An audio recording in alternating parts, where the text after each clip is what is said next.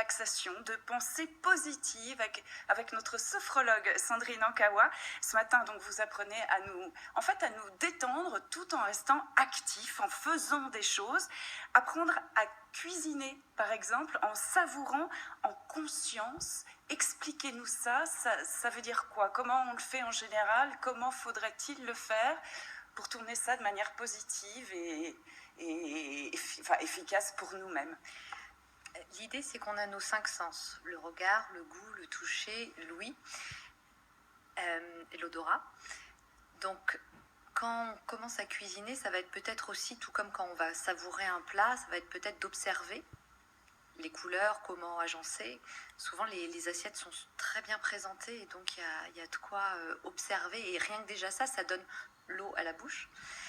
En cuisinant, ça va être je ne sais pas si on épluche des carottes ou qu'on coupe des légumes, c'est d'être en présence du mouvement, peut-être de caler sa respiration dessus, de goûter, donc de prendre le temps de savourer l'aliment.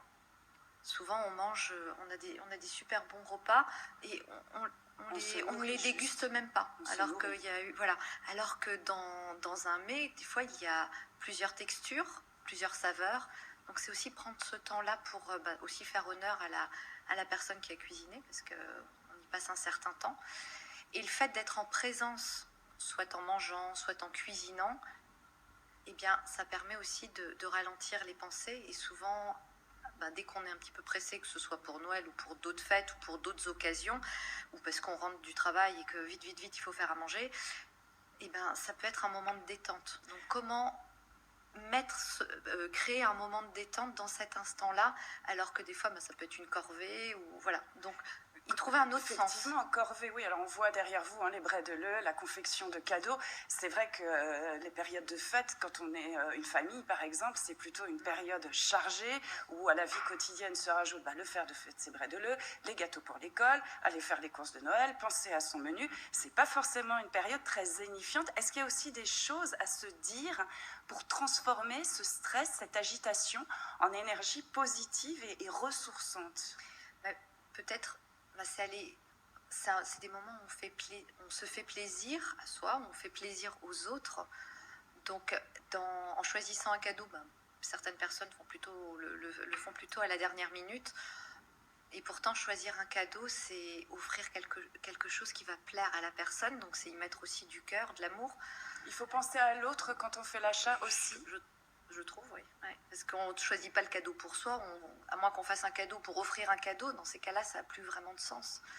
Mais qu'est-ce qui va faire plaisir à l'autre? Donc, c'est peut-être d'y réfléchir en amont et au moment présent, en train de choisir, tiens, plutôt telle couleur, tel élément.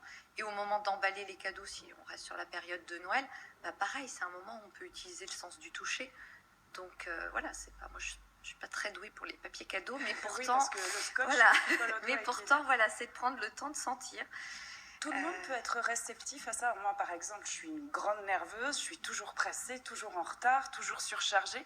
Ça peut marcher sur moi, ou est-ce qu'il y a quand même des tempéraments sur lesquels ça marchera mieux que sur d'autres? Je dis pas que ça se fait en un claquement de doigts. Il y a peut-être en amont de préparer, de s'y préparer avec des cours, ou bien de tenter, même si c'est sur un court instant, c'est déjà ça de gagner. C'est déjà d'y mettre de la présence. Alors, je ne dis pas que ça marche sur tout le monde, mais certaines personnes, oui, sont peut-être un petit peu plus réceptives, et d'autres ont peut-être besoin de cours, d'apprentissage. Voilà.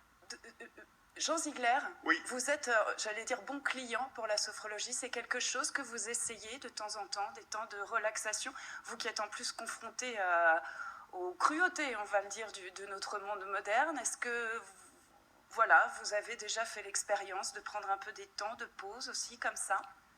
Je trouve que c'est essentiel, c'est-à-dire la médecine qui est essentielle cognitivement et thérapeutiquement, bien sûr, mais au-delà de la médecine traditionnelle et scientifique. Traditionnelle et dominante, il y a tout un champ de thérapie, de connaissances, dont la sophrologie est un exemple formidable, qui s'adresse à des zones de l'être plus mystérieuses, qui ne sont pas immédiatement organiquement déterminées.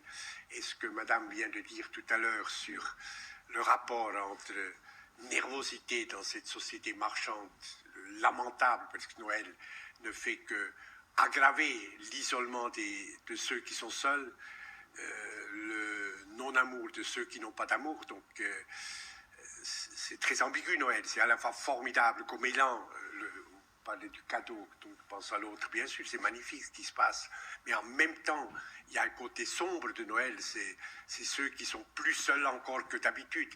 Et c'est là qu'il faut compenser, chacun doit sortir de chez lui et partager.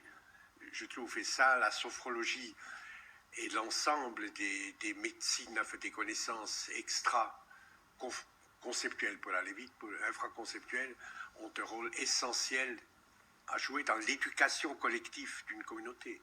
Et c'est ça, effectivement, je veux dire, souvent aussi, quand on se promène dans la rue, oui, ça va être aussi d'être dans le regard, vous l'évoquiez en début d'émission, mais d'être dans le regard de l'autre. Moi, je ne sais pas, souvent quand je croise des personnes âgées, parce qu'effectivement, des fois, elles sont aussi confrontées à la solitude au moment de Noël, juste un regard, un sourire, et tout de suite, il y a quelque chose qui se crée. Je me rappelle, l'une d'elles m'a arrêtée, elle me dit, mais on se connaît ?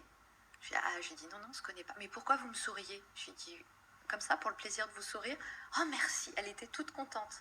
Et donc, c'est aussi ça d'être, effectivement, au niveau éducation. Bienveillance entre nous tous, prendre un petit peu de temps supplémentaire pour soi et pour l'autre, celui qu'on croise. Et je pense qu'on aura tous envie, après cette émission, d'appliquer ces conseils pour les périodes de fête et au-delà, parce que je pense que ça doit être quelque chose qui doit...